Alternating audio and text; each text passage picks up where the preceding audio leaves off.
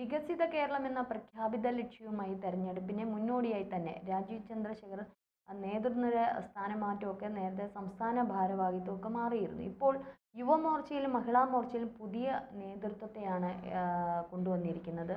എന്തൊക്കെയാണ് കൂടുതൽ വിശദാംശങ്ങൾ? ഈ നേതൃനിര എത്തരത്തിൽ തെരഞ്ഞെടുപ്പിനെ സ്വാധീനിക്കാൻ സാധ്യതയുണ്ട്? രാജീവ് ചന്ദ്രശേഖർ വന്നത് മുതൽ തന്നെ പ്രത്യേകിച്ച് യുവാക്കൾക്ക് വലിയ രീതിയിലുള്ള പരിഗണന ഉണ്ടായിരുന്നു. അദ്ദേഹം കഴിവ് നോക്കിയാണ് BJP നേതാക്കളെ തിരഞ്ഞെടുക്കുന്നത്. നാം അത് കണ്ടിട്ടുണ്ട്. അദ്ദേഹത്തിൻ്റെ ടീമിൽ പോലും ഈ അനൂപ് ആൻ്റണി എന്ന യുവ നേതാവുണ്ട്, ജനറൽ സെക്രട്ടറി. പിന്നീട് സുരേഷ് ഉൾപ്പെടെയുള്ള നേതാവുണ്ട്.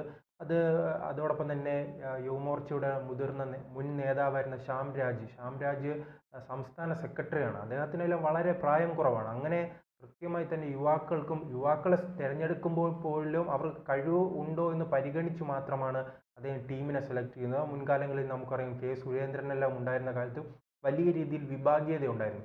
ഗ്രൂപ്പ് പരിഗണന മാത്രമായിരുന്നു അവരുടെ ലക്ഷ്യം. തങ്ങളുടെ ഗ്രൂപ്പ് തങ്ങളെ പിന്തുണയ്ക്കുന്ന നേതാക്കളെ മാത്രം സെലക്ട് ചെയ്ത് പദവികളിൽ എത്തിക്കണമെന്നായിരുന്നു അവരുടെ നിലപാട്. മറിച്ച് രാജീവ് വന്നപ്പോൾ അതിൽ നിന്ന് മാറ്റമുണ്ടായി. അനൂപ് ആൻ്റണി അടക്കമുള്ള എന്താണോ പ്രവർത്തിക്കാൻ കഴിവുള്ള നേതാക്കളെ മാത്രം ഉൾപ്പെടുത്തും.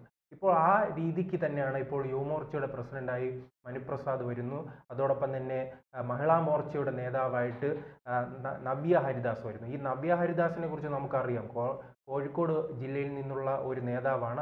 അവിടുത്തെ കൗൺസിലർ കൂടിയാണ്. അങ്ങനെ കൗൺസിലറായെല്ലാം ബന്ധപ്പെട്ട് ഇടതുപക്ഷത്തിന് വലിയ സ്വാധീനമുള്ള, കോൺഗ്രസിന് വലിയ സ്വാധീനമുള്ള ഒരു പ്രദേശത്താണ് അവിടെ ഈ രണ്ട് പാർട്ടികളെ പരാജയപ്പെടുത്തിക്കൊണ്ട് അവിടെ കൗൺസിലറായി വരികയും പിന്നീട് തുടർന്ന് കോഴിക്കോട് തന്നെ ഒരു പ്രധാന വനിതാ നേതാവായി മാറുന്ന സാഹചര്യത്തിലാണ് വയനാട്ടിൽ ഉപതെരഞ്ഞെടുപ്പ് ഉണ്ടാവുകയും അവിടെ പ്രിയങ്ക ഗാന്ധി മത്സരിക്കാൻ വരികയും ചെയ്തു. അങ്ങനെ പ്രിയങ്ക ഗാന്ധിക്കെതിരെ ഒരു സ്ഥാനാർത്ഥി ഇല്ലാതെ നിൽക്കുന്നു എന്നൊരു അവസ്ഥയിൽ നിന്നാണ് ഈ നവ്യ ഹരിദാസ് സ്ഥാനാർത്ഥിയായി വരുന്നത്. അപ്പോഴേ എല്ലാവരും ചോദിച്ചു, ഇത് ഏതാണ് നവ്യ ഹരിദാസ്, ഇതിനു മുമ്പ് കേട്ടിട്ടില്ലല്ലോ എന്ന് പറഞ്ഞൊരു അവസ്ഥ ഉണ്ടായിരുന്നു. അവിടെ നിന്നും പെട്ടെന്ന് തന്നെ ജനകീയ മുഖമായി മാറാൻ അവർക്ക് കഴിഞ്ഞു.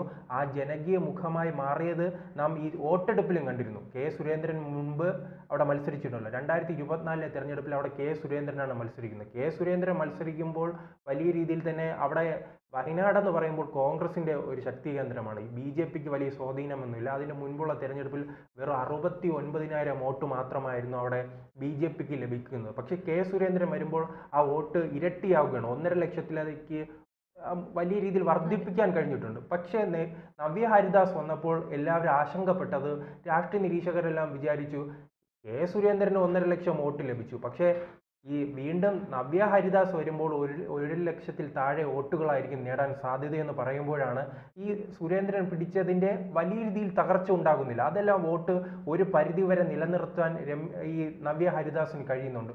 ആ രീതിയിൽ ഒരു വലിയ ജനകീയ മുഖമായി മാറാൻ ആ തെരഞ്ഞെടുപ്പ് കാലത്ത് കഴിഞ്ഞു എന്നത് കൊണ്ട് തന്നെയാണ് ഇപ്പോൾ ഒരു സുപ്രധാന പദവിയിലേക്ക് എത്തിയിരിക്കുന്നത്. BJP ലക്ഷ്യമിടുന്നത് തന്നെ വനിതകളെയാണ്. കാരണം BJPയുമായി ബന്ധപ്പെട്ട് നമുക്കറിയാം, അവിടെ BJPക്ക് വോട്ട് ഇടുന്നതിൻ്റെ ലിസ്റ്റ് പരിശോധിച്ചാൽ ഏറ്റവും അധികം വോട്ട് ലഭിക്കുന്ന യുവാക്കളിൽ നിന്നാണ്. ഈ ഒരു 40 വയസ്സിന് മുകളിലോട്ടുള്ള പുരുഷന്മാരൊന്നും BJPക്ക് വോട്ടിടില്ല. അവർ പാരമ്പര്യമായി തന്നെ കോൺഗ്രസിനോ അതോടൊപ്പം തന്നെ LDFനോ വോട്ട് ചെയ്യുന്ന ഒരു രീതിയാണുള്ളത്. അത് തന്നെയാണ് ഈ വനിതകളുമായി ബന്ധപ്പെട്ട് ഈ BJPയെ ഒരു കാലത്ത് അവർ അക്രമ പാർട്ടിയായും സംഘർഷം ഉണ്ടാകുന്ന ഒരു പാർട്ടിയായും എല്ലാം അറിഞ്ഞിരുന്നത് പറഞ്ഞൊരു രീതി ഉണ്ടായിരുന്നു. അതുകൊണ്ട് തന്നെയാണ് എല്ലാ കാലത്തും സ്ത്രീകൾ ഈ BJPയിൽ നിന്ന് അകലം പാലിച്ചിരുന്നു. BJPക്ക് വോട്ടിടാൻ അവർക്ക് വിമുഖത ഉണ്ടായിരുന്നു. അത് വലിയ രീതിയിൽ മാറി വരികയാണ്. അത് മാറി വരാൻ തദ്ദേശ തെരഞ്ഞെടുപ്പാകുമ്പോൾ കുറച്ചുകൂടി വനിതകൾക്ക് ഓരോ ജനങ്ങളിലേക്ക്, ഓരോ വീടുകളിലേക്കും ഇറങ്ങിച്ചെല്ലാൻ വലിയ ഒരു നല്ലതായിരിക്കും. അത് ഒരു പക്ഷേ രാജീവ് ചന്ദ്രശേഖറിന്റെ ആ ഒരു ബുദ്ധി അല്ലേ, അത് അപാരം തന്നെ. മറ്റേ ഒരു പാർട്ടിയും അംഗീകരിക്കാത്ത കുറച്ചുകൂടി വനിതകൾക്ക് പ്രാധാന്യം കൊടുത്തുകൊണ്ട് ഇത്തരത്തിലുള്ള നേതൃനിര എടുത്ത്, അത് യുവതലമുറ അവർ കുറച്ചുകൂടി യങ്ങായിട്ട് ഊർജ്ജസ്വലരായിട്ട് ഇറങ്ങുമല്ലേ. തദ്ദേശ തെരഞ്ഞെടുപ്പൊക്കെ വരുമ്പോൾ അവർ കുറച്ചുകൂടെ ഇറങ്ങി ഓരോ വീടുകളിൽ കയറാനും ഇടിച്ചു കയറി സംസാരിക്കാനും ഒക്കെയുള്ള ഒരു കഴിവ് ഒരു പക്ഷേ ഈ ഒരു നേതൃനിരയ്ക്ക് സാധിക്കും. അത് തെരഞ്ഞെടുപ്പിനെ വളരെയധികം സാധിക്കും. അപ്പോൾ ശരിക്കും ഒരു ബ്രെയിൻ വർക്കൗട്ട് ചെയ്യുന്നുണ്ട് ഇതിനകത്തല്ലേ. അല്ല, മുൻകാലങ്ങളിൽ നമുക്കറിയാം ഭർത്താവ് പറയും ഭാര്യ പോയി വോട്ടിടണം, ആ രീതി ഉണ്ടായിരുന്നു. ഇപ്പോൾ അവിടെ നിന്നെല്ലാം മാറി ഈ സ്ത്രീകൾ തന്നെ തീരുമാനിക്കുകയാണ് ആർക്ക് വോട്ടിടണം എന്ന രീതിയിൽ. അതുകൊണ്ടാണ് ഇപ്പോൾ പല സീറ്റുകളിലും സ്ത്രീകൾക്ക് വലിയ രീതിയിൽ വോട്ട് കിട്ടുന്നത്. അത് കഴിഞ്ഞ ലോക്സഭാ തെരഞ്ഞെടുപ്പ് കാലത്ത് നാം കണ്ടിരുന്നു. ശോഭാ സുരേന്ദ്രൻ എന്ന ഒരു ക്രൗഡ് പുള്ളർ ആലപ്പുഴയിൽ ഇറങ്ങുമ്പോൾ BJPയുടെ വോട്ട് ഇരട്ടിയാകുകയാണ്. അതിപ്പോൾ എല്ലാ പാർട്ടിയിലും ഉണ്ട്. കഴിഞ്ഞ നിയമസഭാ തെരഞ്ഞെടുപ്പ് പിണറായി വിജയനേക്കാൾ ഭൂരിപക്ഷം നേടിയിരിക്കുന്ന ശൈലജ ടീച്ചറാണ്. തൊട്ടടുത്ത മണ്ഡലത്തിൽ മത്സരിച്ച ശൈലജ ടീച്ചർക്ക് ആ രീതിയിൽ വോട്ട് വർദ്ധിപ്പിക്കാൻ കഴിഞ്ഞിട്ടുണ്ട്. അതെന്ന് പറഞ്ഞാൽ ഇപ്പോൾ വനിതകൾ ഉൾപ്പെടെ സ്വതന്ത്രമായി ചിന്തിക്കുകയാണ്. പണ്ട് വീട്ടിൽ നിന്ന് ഭർത്താവ് പറയും, അവൻ എൻ്റെ സുഹൃത്താണ്, അവൻ എൻ്റെ പാർട്ടിയാണ്, നിങ്ങൾ വോട്ട് ചെയ്യണമെന്ന് പറയുമ്പോൾ അത് അനുസരിച്ചിരുന്നു. പക്ഷെ ഇന്ന് അതിൽ നിന്നെല്ലാം മാറി വ്യക്തിയെ നോക്കി തങ്ങൾക്ക് എന്താണ് ഗുണമെന്ന് വനിതകൾ ചിന്തിക്കുകയാണ്. ഇത് ഈ ഒരു MLA ജയിച്ചു പോയാൽ എന്തെങ്കിലും വനിതകൾക്ക് ഗുണമുണ്ടോ? അതോടൊപ്പം തന്നെ ഒരു മന്ത്രിയായാൽ വനിതകൾക്ക് ഗുണമുണ്ടോ? മാത്രമല്ല ശ്രീജിത്ത്, ഇപ്പോൾ ഒരു പിണറായി വിരുദ്ധതയുണ്ട്. കാരണം എപ്പോഴും സ്ത്രീകൾക്കറിയാം, വീട്ടിലെ ഗ്യാസ് തൊട്ട് പച്ചക്കറി മുതൽ പലവ്യഞ്ജനങ്ങൾ മുതൽ ഈ വില അതിക്രമിച്ചിരിക്കുന്ന സ്ത്രീകൾക്ക് അതിൻ്റെ ഒരു ബഡ്ജറ്റിൻ്റെ കാര്യം അവർ വളരെയധികം അതിൽ ബുദ്ധിമുട്ടുണ്ട്. ഇലക്ട്രിസിറ്റി, വാട്ടർ, ഇതൊക്കെ അവരെ ബാധിക്കുന്ന വിഷയങ്ങൾ. ഇത് കുറച്ചുകൂടി ഒരു സ്ത്രീ മറ്റൊരു സ്ത്രീയോട് സംസാരിക്കുമ്പോൾ ഈ തെരഞ്ഞെടുപ്പിനെ കുറച്ചധികം സ്വാധീനിക്കാൻ സാധിക്കും. അവിടെയാണ് ഞാൻ പറഞ്ഞത് ഒരു സ്ത്രീപക്ഷ അനുകൂല സാഹചര്യം എന്ന് പറയുന്നത്. പണ്ടാണെങ്കിൽ പാർട്ടിക്കാരനായ ഹസ്ബൻഡ് പറയുമ്പോൾ ഭാര്യ വോട്ട് ചെയ്യും. ഇപ്പോൾ അടുക്കളയിൽ എന്താണ് പ്രതിസന്ധി ഉണ്ടെങ്കിൽ അത് നോക്കിയാണ് വോട്ട് ചെയ്യുന്നത്. അങ്ങനെ കാലം മാറിയിട്ടുണ്ട്. ആ കാലം മാറുമ്പോൾ അത് കൂടുതൽ, കാരണം സ്ത്രീകളുമായി കൂടുതൽ കമ്മ്യൂണിക്കേഷൻ ചെയ്യാൻ, സംസാരിക്കാൻ കഴിയുന്ന നേതാക്കൾ ഉയർന്നു വന്നാൽ മാത്രമേ എല്ലാ പാർട്ടിക്കും ഇനി പിടിച്ചു നിൽക്കാൻ കഴിയുകയുള്ളൂ. പ്രത്യേകിച്ച് നമുക്കറിയാമല്ലോ, പാർലമെന്റ് തന്നെ ഒരു ബിൽ പാസ്സാക്കിയിട്ടുണ്ട്. വരുന്ന തെരഞ്ഞെടുപ്പിൽ 50%-ലധികം സംവരണത്തിലേക്ക് പോവുകയാണ്. അപ്പോൾ കൃത്യമായി തന്നെ സ്ത്രീ നേതാക്കൾ ഉണ്ടെങ്കിലേ ഇവർക്ക് പിടിച്ചു നിൽക്കാൻ കഴിയുള്ളൂ എല്ലാ പാർട്ടിക്കും. അല്ലാതെ അവസാന ഘട്ടത്തിൽ മുസ്ലിം ലീഗ് വരെ തിരിച്ചറിഞ്ഞിട്ടുണ്ട്. മുസ്ലിം ലീഗ് അറിയാമല്ലോ, എല്ലാ കാലത്തും ഈ വനിതകളെ പാർട്ടിയിൽ നിന്ന് അകറ്റി നിർത്താനുള്ള ശ്രമം എല്ലാ കാലത്തും നടത്തുന്ന ഒരു പാർട്ടിയാണ്. ആ പാർട്ടി പോലും ഇപ്പോൾ വനിതാ നേതാക്കളെ ഉൾപ്പെടുന്നത് നാം കണ്ടിട്ടുണ്ട്. വയനാട്ടിൽ നിന്നുള്ള ഒരു ആദിവാസി സ്ത്രീയെ തങ്ങളുടെ കമ്മിറ്റിയിൽ ഉൾപ്പെടുത്തുന്ന ഒരു കാഴ്ച കണ്ട്. അതിൻ്റെ എല്ലാം തുടക്കം എന്ന് പറയുന്നത് പുതിയ കാലത്തിൻ്റെ ഒരു മാറ്റമാണ്.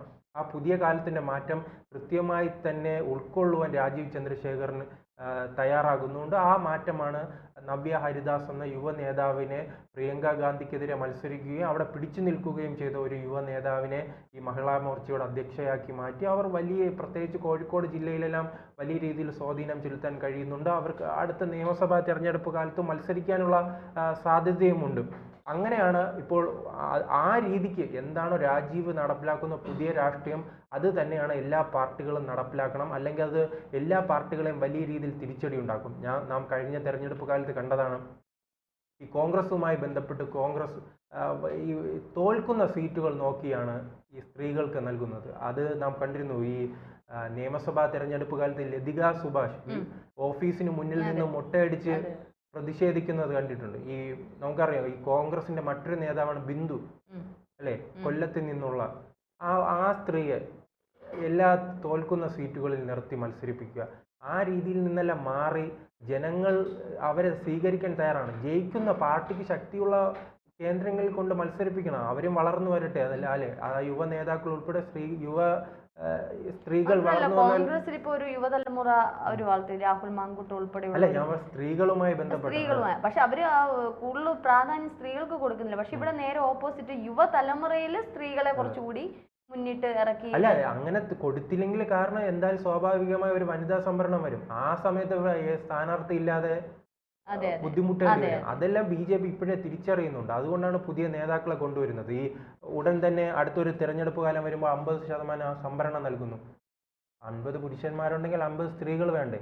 അതിന് വളർത്തിയെടുക്കാനുള്ള ഒരു ലക്ഷ്യമാണ് എന്തായാലും രാജീവ് ഇപ്പോൾ നടപ്പിലാക്കി വരുന്നത്.